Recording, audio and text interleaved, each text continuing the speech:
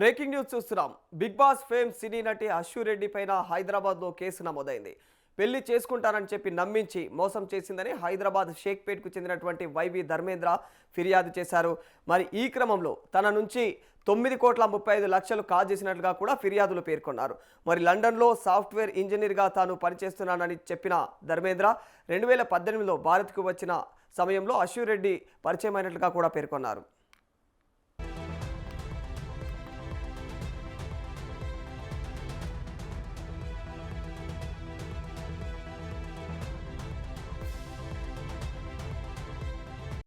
అమెరికాలో చదువు పూర్తి చేసి సినిమా ఛాన్స్ కోసం హైదరాబాద్ వచ్చినట్లు అశ్వు రెడ్డి చెప్పింది.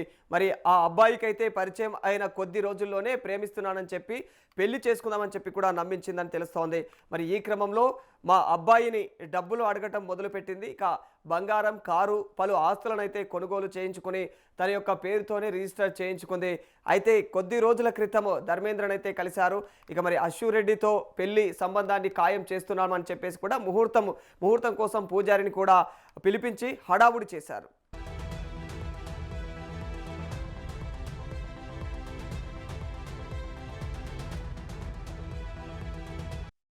కానీ వెంటనే ముఖం చాటేసి పెళ్లికి నిరాకరించారు.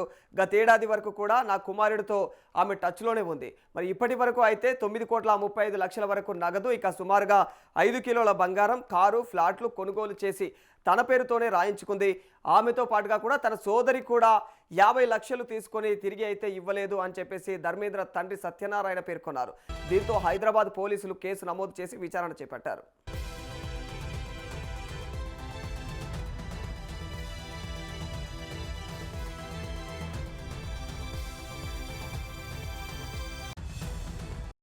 ఇక ఈ ఆరోపణలు తనపైన జరుగుతున్న ప్రచారంపైన అయితే ఆమె ఇన్స్టాగ్రామ్ స్టోరీ ద్వారా ఈ వార్తలను తీవ్రంగా ఖండించారు. తనపైన వస్తున్నవన్నీ కూడా తప్పుడు వార్తలని కొట్టిపారేస్తూ గట్టి హెచ్చరికలు కూడా జారీ చేశారు. నా అనుమతి లేకుండా నా గురించి ప్రచారంలో ఉన్నటువంటి ఏ వార్త లేదా తప్పుడు సమాచారం పైన ఇక కఠినమైనటువంటి చట్టపరమైనటువంటి చర్యలు తీసుకుంటానని కూడా ఆమె తెలియజేశారు. దయచేసి ఎదుటివారి వ్యక్తిగత జీవితాన్ని అయితే గౌరవించండి అని చెప్పేసి ఆమె రాసుకొచ్చారు. అశ్వు రెడ్డి ఈ పోస్టుతో అయితే తనపైన వస్తున్నటువంటి ఆరోపణలో నిజం లేదని చెప్పేసి కూడా పరోక్షంగా స్పష్టం చేశారు. కేవలం తప్పుడు సమాచారాన్ని వ్యాప్తి చేస్తున్నారని చెప్పేసి ఆమె మండిపడ్డారు.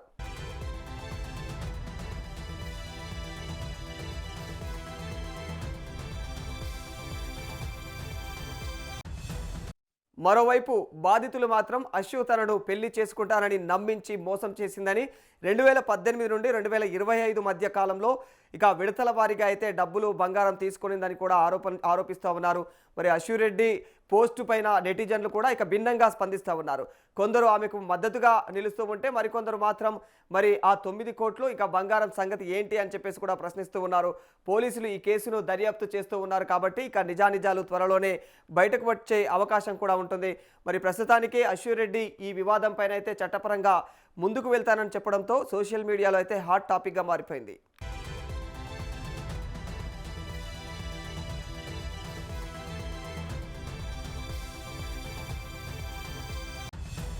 ఒక ఎన్ఆర్ఐ ఐటీ ఉద్యోగిని మోసం చేసినట్లు ఆరోపణలు ఎదుర్కొంటున్నటువంటి big Boss fame Ashwu Reddy వ్యవహారంలో ఆమె తండ్రి చేసినటువంటి వ్యాఖ్యలు ఇప్పుడు హాట్ టాపిక్గా మారిపోయాయి.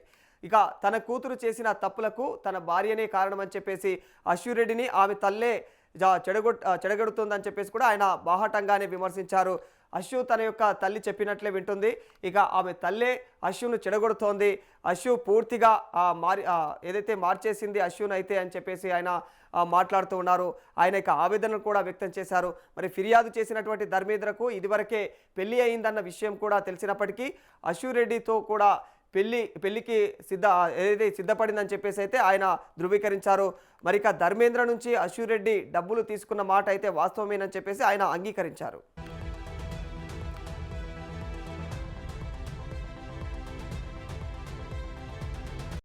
ధర్మేంద్ర కుటుంబానికి కాల్ మనీ కేసులతో సంబంధాలు కూడా ఉన్నాయని చెప్పేసి అశ్వు రెడ్డి తండ్రి సంచలనమైనటువంటి ఆరోపణలు చేశారు. తన కూతురు అమాయకురాలని తెలియక ఈ ఊబిలో ఇక చిక్కుకుందని చెప్పేసి కూడా ఆయన తెలియజేశారు. మరి నా కూతురు చేసినటువంటి తప్పులకు తండ్రిగా నేనైతే శిక్ష అనుభవించాల్సిందే. ఈ పరిస్థితులు చూస్తూ ఉంటే చాలా బాధగా ఉంది అని చెప్పేసి కూడా ఆయన వాపోయారు. ఒకవైపు కోట్ల రూపాయల యొక్క ఇక ఏదైతే వసూళ్ల ఆరోపణలు, మరోవైపు తండ్రే స్వయంగా తన యొక్క భార్య పైన, కూతురు పైన ఇలాంటి వ్యాఖ్యలు చేయడం అయితే సోషల్ మీడియాలో చర్చనీయాంశంగా మారిపోయింది. ఇక ఇప్పుడు తండ్రి వ్యాఖ్యలు ఈ కేసులో అయితే పోలీసుల విచారణకు కీలక సమాచారంగా మారే అవకాశంగా ఉంది.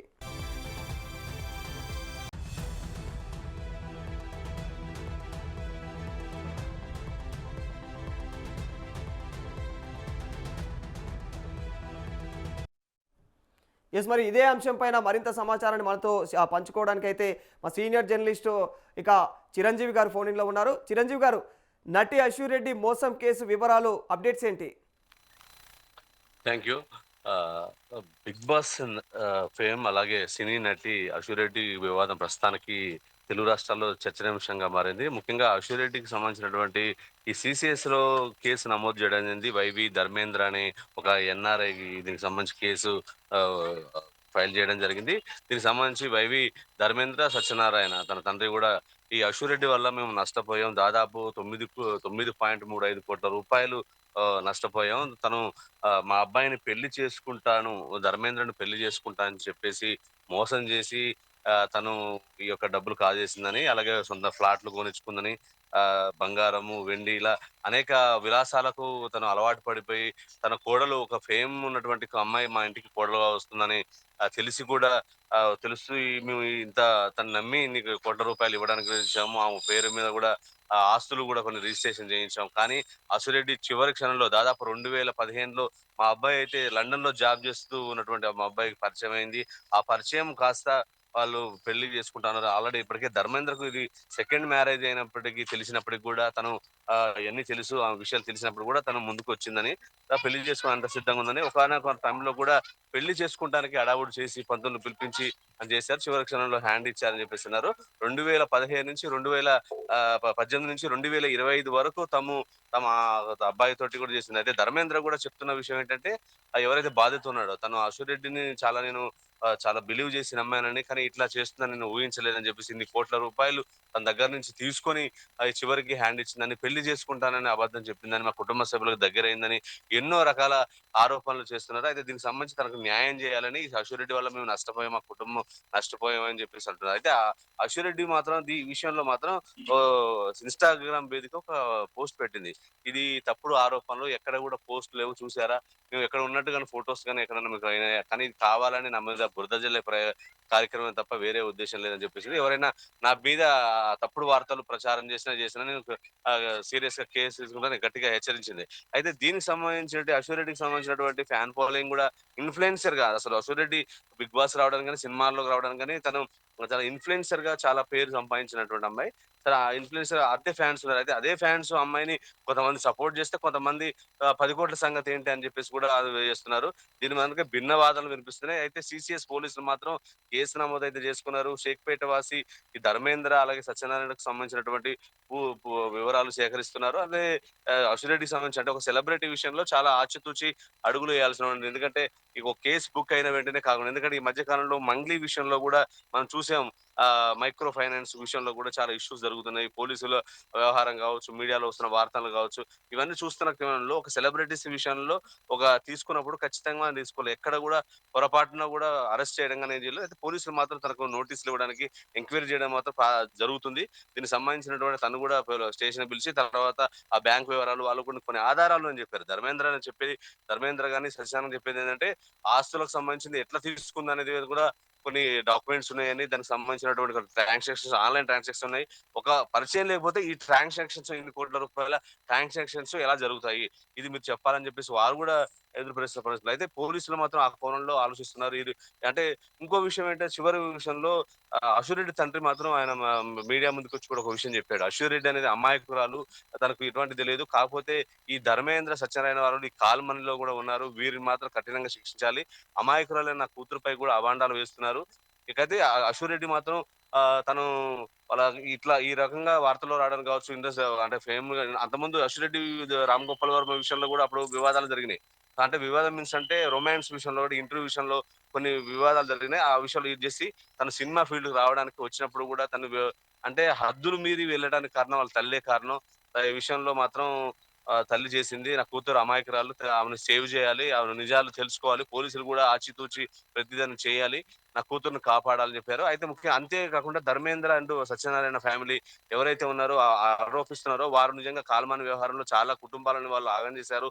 కుటుంబాల మీద కూడా అనేక రకాల డబ్బులు వసూలు చేసినట్టు వ్యక్తులు వాళ్ళు చాలా ఆరోపణలు చేస్తున్నారు. వారి మీద కూడా కఠినమైన చర్యలు తీసుకోవాలి. మా కూతురు అమాయకురాలు, కూతుర్ని కాపాడన్నట్టు కూడా అంటున్నాడు. సో మొత్తానికి ఏంటంటే ఈ వివాదంలో మాత్రం ఈ ట్విస్టులు ఉన్నటువంటి పరిస్థితులు చూస్తున్నాయి. ఒకరు చేసే ఆరోపణలకు ఒక రకమైనటువంటి అంటే పోలీసులకు ఒక ఛాలెంజింగ్ కేసు లాగా ఉంది. అంటే ఎవరు ఎక్కడ జరిగింది ఏంటి అనేది పూర్వాపరాలు అన్ని కూడా పరిశీలిస్తున్నారు. దీనికి సంబంధించి ఆ కేసు అయితే నమోదు చేసుకున్నారో దీనికి సంబంధించిన అందరికి కూడా స్టేషన్ పిలిచి ఎవరు ఎక్కడి నుంచి వచ్చిందని ఆ డీటెయిల్స్ తీసుకుంటున్నారు. దీనికి సంబంధించిన ట్రాన్సాక్షన్స్, అది ఎంత జరిగింది, ఆరోపణలు గాని ఇరు వర్గాలకు సంబంధించినటువంటి డేటా చేస్తున్నారు. ఒక సెలబ్రిటీ హోదాలో ఉన్నటువంటి అశు రెడ్డికి సంబంధించి ఇష్యూ కాబట్టి ఖచ్చితంగా దీని మీద పోలీసులు కూడా చేస్తారు. అయితే ఇంకో విషయం ఏంటంటే దీనికి సంబంధించి అశు రెడ్డి కూడా అంతే స్ట్రాంగ్ గా కూడా సోషల్ మీడియా వేదికగా ఆమె అభిమానులు కూడా మద్దతు తెలుపుతున్నటువంటి పరిస్థితి ఉంది. అంటే చిరంజీవి గారు, అంటే ఇప్పటికే ఆశురెడ్డి తండ్రి ఏమంటుండో, ఆశురెడ్డి తండ్రి అయితే నా కూతురు చాలా అమాయకురాలు అంటూనే, నిజమే ధర్మేంద్ర నుంచి కోట్ల రూపాయలు తీసుకున్న మాట నిజమే, కానీ దాని అంతటికీ కారణం నా భార్యనే ప్రధానంగా ఆమెను చెడగొడతా ఉంది అన్నట్లుగా కూడా ఆయన ఆరోపిస్తుండు. ఈ వ్యాఖ్యలన్నీ వీటిని ఎలా చూడాలంటారు? ఒకవేళ మరి ఈ వ్యాఖ్యలు, మరి ఎవరు అశ్విరెడ్డి మాట్లాడినటువంటి వ్యాఖ్యలు మరి ముందు ముందు పోలీస్ విచారణలో ఏ విధంగా ఉపయోగపడనున్నాయి అంటారు? అశురెడ్డి ఫాదర్ ఇటువంటి కామెంట్స్ చేయడంతో మొత్తానికి మళ్ళీ ఒకసారి ఒక ట్విస్ట్ వచ్చిందని చెప్పాలి. ముఖ్యంగా అశురెడ్డి ఫ్యామిలీ, అశురెడ్డి అని చెప్పేది ఇది ఇన్‌స్టాగ్రామ్ చెప్పిందంటే, నేను నా మీద అనవసరంగా ఆరోపణలు చేస్తున్నారు. ధర్మేంద్ర అలాగే సత్యనారాయణ ఇద్దరు వ్యక్తులు చేస్తున్నారు. కేవలం వాళ్ళు నాకు ముఖపరిచయస్తులే కానీ వారి దగ్గర ఎటువంటి లావాదేవీలు చేయలేదు అన్న క్షణంలోనే ఇటువంటి కామెంట్స్ చేయడంతోటి, ముఖ్యంగా అది వారి దగ్గర నుంచి తీసుకున్న మాట వాస్తవమే అని ఇండైరెక్ట్ గా చెప్తున్నాడు. తీసుకున్న మాట వాస్తవమే, దీనికి అంతటి కారణం తన తల్లి, తన భార్య. తన భార్య వల్లనే కూతురు ఈ రకంగా అవ్వడానికి కారణం తన భార్యే అని ఇదైతే అలా అంటూనే కూతురు అమాయకురాలు, తనకేం తెలియదు. చిన్న వయసు. తనకు ఇటువంటి మోసాల పట్ల ఆమెకు తెలియదు. కాపోతే కొంత తన కూతురుకు తెలియకుండా తన భార్య ఏమైనా తీసుకుంటే తీసుకోవచ్చేమో అన్నది కూడా ఇండైరెక్ట్ గా చెప్పే ప్రయత్నం చేస్తున్నాడు. ఫైనల్‌గా ఏంటంటే తన కూతురు అమాయకురాలని చెప్పేసి చెప్పడం జరుగుతుంది. తన కూతుర్ని సేవ్ చేయాలని కూడా అంటున్నాడు. అయితే అంతే తనంతో ఎదురుదాడి కూడా చేస్తున్నాడు. తన కూతుర్ని కూడా కాపాడే ప్రయత్నంలో కూడా ఎవరైతే ఉన్నారో ఈ ధర్మేంద్ర అలాగే సత్యనారాయణ వ్యక్తులు కూడా ఇది కాల్మనీలో వీళ్ళకు చాలా కేసులున్నాయి. వీరి పట్ల కూడా చాలా గతంలో కూడా అనేక ఆరోపణలున్నాయి. వీళ్ళు చాలా ఈ కాల్మనీ విషయంలో కూడా వీరిపై కేసులు కూడా ఉన్నాయి. వీరిని చాలా జాగ్రత్తగా పోలీసులు గమనించాలి. నా కూతుర్ని కాపాడాలని చెప్పేసినారు. సో ఇది ఎంతవరకు నిజం అనేది కాదు. నిజాలు ఆ పోలీస్ ఇన్వెస్టిగేషన్ లో తేల్చాలి. అనవసరమైనటువంటి ఆరోపణలు చేయకూడదని అనేమంటున్నాడు. అంటే 2 రకాల మాటలు. అంటే తీసుకున్న మాట తీసుకునే ఉండొచ్చు. దానికి కారణం తన భార్య అయి ఉండొచ్చు. అంటే తన అశ్విరెడ్డి తల్లి అయి ఉండొచ్చు. కానీ తన కూతురు అమాయకురాలని చెప్తున్నాడు. అలాగే ఎవరైతే ఆరోపణలు ఏవైతే కేసు పెట్టారో ఈ ధర్మేంద్ర అనే బాధితుడి మీద, అలాగే ధర్మేంద్ర తండ్రి సత్యనారాయణ మీద కూడా ఇటువంటి ఆరోపణలు చేస్తుండదు. ప్రస్తుతానికి ఇది ఒక చర్చనీయాంశంగా మారింది. అంటే అశ్విరెడ్డి తల్లి అంటే ఆయన చేస్తున్న వ్యాఖ్యలతోటి ఆ అశ్విరెడ్డి తోటి తన తండ్రి తన దూరంగా ఉంటున్నాడని మాత్రం మనకు తెలుస్తుంది. కాకపోతే ఈ వార్త ఎప్పుడైతే మీడియాలో ప్రచారం జరిగిందో, దీనికి సంబంధించిన అనేక విషయాలు ఎప్పుడైతే బయటకొచ్చాయో, ఈ విషయంలో పోలీసులు మాత్రం ఈ అన్ని కోణాల్లో కూడా పరిశీలిస్తున్నారు. అశ్విరెడ్డి ఏంటి? అశ్విరెడ్డి బ్యాక్‌గ్రౌండ్ ఏంటి? అశ్విరెడ్డి ఇన్‌కమ్ ఏంటి? అనేది చూస్తున్నారు. అశ్విరెడ్డి ఒక ఇన్‌ఫ్లుయెన్సర్ గా తను చిన్నగా ఎదుగుకుంటూ 'బిగ్ బాస్' ఫేమ్ అలాగే సీరియల్స్‌లో, సినిమాల్లో కూడా బిజీ ఆర్టిస్ట్‌గా ఎదిగిన సందర్భం మనమందరం చూస్తున్నాం. ఇప్పటికి కూడా సినిమాలు చేస్తుంది. ఒక గ్లామర్ యాక్ట్రెస్ కూడా మంచి పేరు సంపాదించుకుంది. 'బిగ్ బాస్' ఒక సంబంధించినటువంటి దాంట్లో కూడా పేరు సంపాదించుకొని బయటకొచ్చి ఇప్పుడు అనేక ప్రమోషన్స్ చేస్తూ డబ్బులు గడిస్తున్న పరిస్థితి. కాకపోతే వీళ్ళు అనే ధర్మేంద్ర అలాగే సత్యనారాయణ చెప్తున్నదేంటంటే, ఒక సినీ ఆర్టిస్ట్ ఇన్ని కోట్ల రూపాయలు అంటే 2018 నుంచి ఇప్పుడు 2025 వరకు ఈ పరిచయ కాలంలో మాకెప్పుడు కూడా ఈ పరిచయ కాలంలో మేము అనేక ప్రూఫ్స్ ఉన్నాయి. మేము డబ్బులు ఇచ్చాము. బంగారం కొనిచ్చాము. అంటే మా అబ్బాయిని పెళ్లి చేసుకుంటుందని, అంటే ధర్మాంధ్రని పెళ్లి చేసుకుంటుంది కాబట్టి డబ్బులిచ్చాం, బంగారం ఇచ్చాం, ఫ్లాట్ కొనిచ్చాం. తన పేరు మీద కూడా కొన్ని ఆస్తులు కూడా రిజిస్టర్ చేయించాం. కావాలంటే మా దగ్గర కొన్ని ప్రూఫ్స్ ఉన్నాయి, ఆధారాలున్నాయి, ఆన్‌లైన్ ట్రాన్సాక్షన్స్ ఉన్నాయి, మాతోటి ఫోన్ కాల్స్ లిస్ట్ ఉంది. ఇలా రకరకాల కారణాలు వాళ్ళు చెప్తున్నారు. అయితే దీంట్లో కొంత వాస్తవం ఉన్నదే తెలిసింది. అయితే నిజ నిజాలు ఎంత 9 కోట్లేనా, 10 కోట్లేనా, అసలు జరిగిన వీళ్ళ మధ్య లావాదేవీలు వేరే ఉన్నాయా, పెళ్లి వ్యవహారం ఉందా అనే కోణంలో మాత్రం పోలీసులు పరిశీలిస్తున్నారు. ఎందుకంటే ఈ మధ్య కాలంలో మనం చూస్తున్నాం మైక్రో ఫైనాన్స్ విషయంలో కూడా సింగర్ మంగ్లీ వ్యవహారం కూడా కొంత చర్చనీయాంశం మారింది. ఈ సెలబ్రిటీస్ మీద తీసుకునే చర్యల పట్ల కూడా పోలీసుల వ్యవస్థకు ఒక పేరు వచ్చి ఉంటుంది కాబట్టి చాలా క్షుణ్ణంగా దర్యాప్తు చేస్తున్నారు.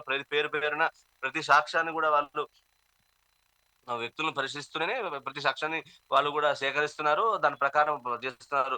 ఎవరు నిందితులు, ఎవరు బాధితులు, ఎవరు దీంట్లో నిజమైనటువంటి దోషులనేది కూడా తేల్చే ప్రయత్నంలో సీసీఎస్ పోలీసులు మాత్రం చాలా స్ట్రాంగ్‌గా ఉన్నారు. దీని మీద కూడా 2, 3 బృందాలు కూడా పనిచేస్తున్నట్టు కూడా పోలీసులు చెప్తున్నారు. దీనికి సంబంధించినటువంటి ఇరుకున్న సభ్యులు, వాళ్ళ నేపథ్యం, వారి హోమ్ టౌన్స్ అంటే సొంత గ్రామాల్లో కూడా వారి యొక్క వ్యవహార శైలి ఎలా ఉంది, వారి మీద ఏమైనా ఆరోపణలున్నాయా, కేసులున్నాయా, ఇయన్నీ కూడా చేసే ప్రయత్నం చేస్తున్నారు. ఏదేమైనప్పటికి కూడా ఇప్పుడు అశ్విరెడ్డి వ్యవహారం మాత్రం తెలుగు రాష్ట్రాల్లో ఒక చర్చనీయాంశంగా మారింది. అంటే ఒక ఎన్ఆర్ఐ అంటే మంచి చదువుకున్న వ్యక్తి మరి అట్లాంటి ధర్మేంద్ర అశ్విరెడ్డిని ఎలా నమ్మారంటారు, నమ్మి మోసపోయారంటారు? 2018 నుంచి ఇప్పటి వరకు కూడా ఎందుకు ఇంకా ఈ అంశం మరి ఈ విషయం తెరపైకి ఎప్పుడు కూడా బయటికి రాలేదంటారు? యాక్చువల్‌గా ధర్మేంద్ర అనేది ఎన్ఆర్ఐ లండన్‌లో కూడా సాఫ్ట్‌వేర్ జాబ్ చేస్తున్నాడు. అతనికి ఆల్రెడీ ఇదివరకే పెళ్లయింది అనేటువంటి వార్తలైతే వస్తున్నాయి. రెండో పెళ్లికి తను కూడా సినిమా అవకాశాల కోసం ఊరు నుంచి ఇక్కడికొచ్చాను.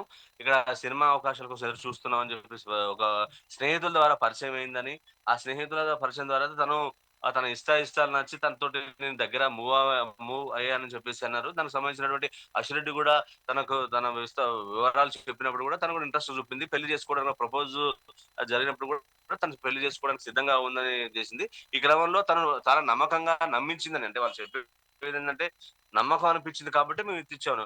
తను కూడా నమ్మించింది. పెళ్లి చేసుకుంటాను నేను పెళ్లి చేసుకోవడానికి నేను అన్ని అంటే కావాల్సింది కొనిచ్చే బాధ్యత నాకుంది కాబట్టి దానికి సంబంధించి అయితే ఎప్పుడైతే ఈ సంవత్సరం క్రితం 2025 వరకు అంతా వీళ్ళ రిలేషన్స్‌లో ఎక్కడ కూడా తేడా లేదు, ఇబ్బంది లేదు. అయితే ఎక్కడ కూడా ఇప్పుడు చిన్న ఆరోపణలు కూడా అశ్విరెడ్డి ఒక ఆరోపణ చేసింది. ఎక్కడైనా ఫోటోస్ ఉన్నాయా? ఎక్కడైనా ఆధారాలున్నాయా? అనేది కూడా తను ప్రశ్నించింది. అంటే ఈ జాగ్రత్త పడిందా? లేకపోతే వీళ్ళు కేవలం ఆరోపణలు మాత్రం తెలియదు. మనం ఈ విషయంలో అనలేం గానీ పోలీసుల ఇప్పుడు వ్యవహారాన్ని బట్టి చూస్తే అశ్విరెడ్డి వీళ్ళిద్దరు దగ్గరయ్యారు. వీళ్ళ మధ్య లావాదేవీలు జరిగినాయి. శాంక్షన్స్ జరిగినాయి. అనేక టూర్‌లు జరిగినాయి. వీళ్ళ ఫ్యామిలీస్‌తో కూడా తను టచ్‌లో ఉండడం అన్నీ జరగడం అన్నీ జరిగినాయి. ఎప్పుడైతే పెళ్లి వ్యవహారాన్ని పెళ్లి చేసుకుంటానని సేపు వీళ్ళు కూడా ఎక్కడ కూడా వీళ్ళు ధర్మేంద్ర గావచ్చు, సత్యనారాయణ ఫ్యామిలీ గావచ్చు, ఎక్కడ కూడా వీళ్ళు అనుమాన పడలేదు. ఎక్కడ కూడా వాళ్ళు అభ్యంతరం చెప్పలేదు. ఎప్పుడైతే పెళ్లి చేసుకుంటామని ఓ రోజు హడావుడి చేసి, ఆ కుటుంబం హడావుడి చేసి, చివరి క్షణంలో పెళ్లి చేసుకోను అని ఎప్పుడైతే తను అశ్విరెడ్డి చెప్పిందో, అప్పటినుంచి వీళ్ళ మధ్య గ్యాప్ వచ్చింది. గ్యాప్ కాస్త వాళ్ళు అనేక సందర్భాల్లో ఫోన్‌లో టచ్‌లో ఎళ్ళడం, అలాగే సందర్భంలో మాట్లాడడం, వాళ్ళ దగ్గర వ్యక్తులతో కూడా మాట్లాడే ప్రయత్నం చేయడం.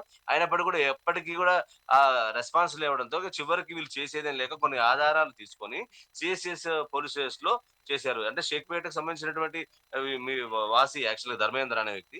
సో వీళ్ళేంటంటే ఖచ్చితంగా పోలీస్ స్టేషన్‌లో ఇచ్చారు. అయితే ఈ వ్యవహారాన్ని పోలీసులు మాత్రం వీళ్ళ చేతుల్లో ఉంది కాబట్టి ఇవి ఆధారాలైతే చేస్తున్నారు. దీంట్లో ఎవరు ఏందని దోషులు తెలియాలంటే పోలీసులు చెప్తే గాని మనకు పూర్తి వివరాలు తెలిసేటువంటి అవకాశం లేదు రాదా. రైట్. థ్యాంక్ యూ చిరంజీవి గారు.